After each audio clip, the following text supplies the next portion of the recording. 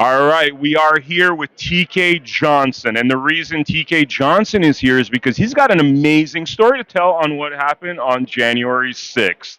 So, TK, do you want to tell us a little bit about first who you are, what you do, before you get into the big news? Yeah, I can do that. Do I hold the mic? I got it. I got you. Okay. I was a former lieutenant with the United States Capitol Police on the day of January 6th. Mhm. I My job on that day, I was the routine operations commander of the Capitol doing the counting of the electoral votes. That was my job. So I was in charge of the regular routine operations.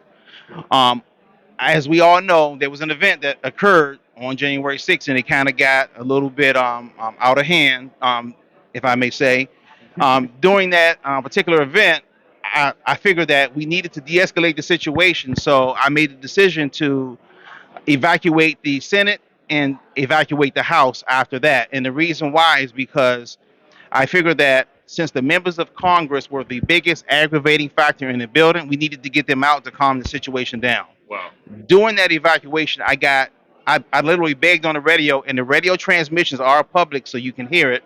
I begged on the radio for assistance and got no assistance from my upper level command, specifically a woman named Yogananda Pittman, and she was the assistant chief of the Capitol Police and the actual chief of the intelligence. By the way, we just interviewed Ivan Raiklan, and he told me something about that particular person. And for people that are interested, by the way, because you need to hear background information on this particular individual he's talking about, watch the Ivan Raiklan Blood Money episode because you will understand the significance of, I would say, this individual. I mean, I don't want to get you in trouble. In my words, very corrupt individual. I'll say it myself. 100% a very corrupt individual, and she was the actual person that caused what occurred on January 6th.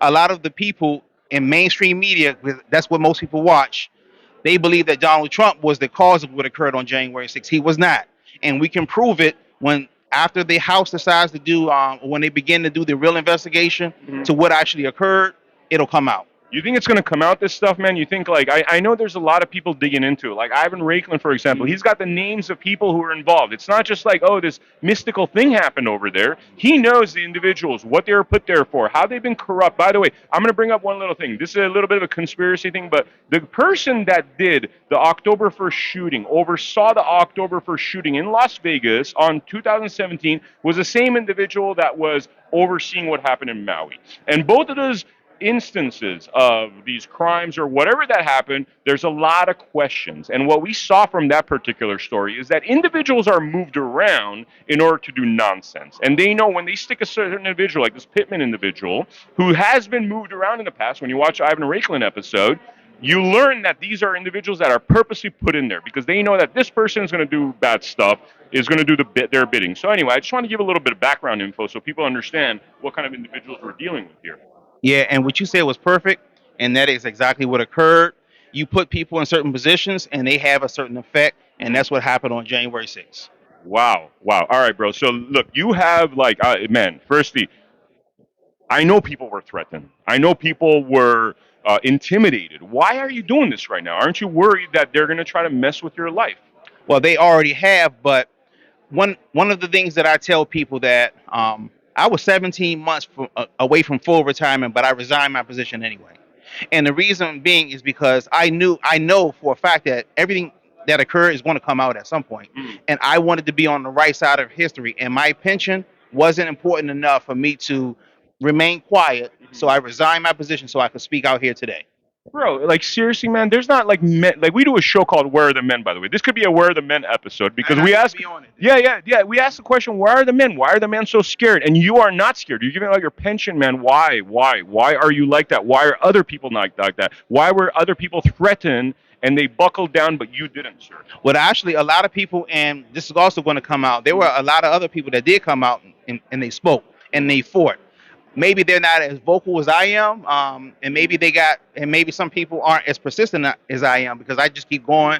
I'm the Energizer Bunny guy. I just keep going and going and going. I just got this thing in me where I just don't stop Wow. until justice is achieved. And I tell everybody that this is one of the most important things people need to understand is that justice is first. Accountability is a distant second to justice. And that's what I'm fighting for, justice. I'm not trying to fight for everybody to get punished. I want justice to occur, and that's why I'm fighting. I gotta ask you this, man. So we just interviewed Scott Lebedo. Scott Lebedo is one of my favorite individuals. I don't know if you know him. He's a New York freedom fighter that's been fighting this nonsense since 1991. He saw it coming because he was in the art world. He saw how they were manipulating the art, pushing communism through art. And 32 years this man's been talking. And I asked him, I'm like, dude, what is it that makes you? And he's been, dude, physically 12 times he's been beat up because of his beliefs. Between 91 and now, 33 years, 32, 33 years, he's been beat up 12 times. We have a generation here that you send a mean tweet and they buckle down and they're scared. Okay, but Scott Lebedo had the fabric within him to keep fighting for 33 years.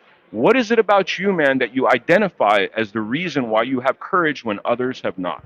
God, God. and that's the You're simple a answer. Jesus Christ believer. 100%. Really? Yes, Wow. with absolute certainty. And it was God that got me to this point. It was God that got me through everything I've been through. And my story is long, way too long for this interview. But yes, I've been through a lot, and God made me stronger because of it. Okay, I gotta ask you, bro. Like, I really want to. I gotta dig deeper here because I need to know where this is coming from, man. Give us a little bit of that story. We don't have to go into the long version, but give us a little bit of story. What is it that tested you? And I know God is there, but what? Tell me a little bit more, man. Your family. What is it that you saw growing up that made you the man you are today? I would say this, and just to give you the short version, I started out.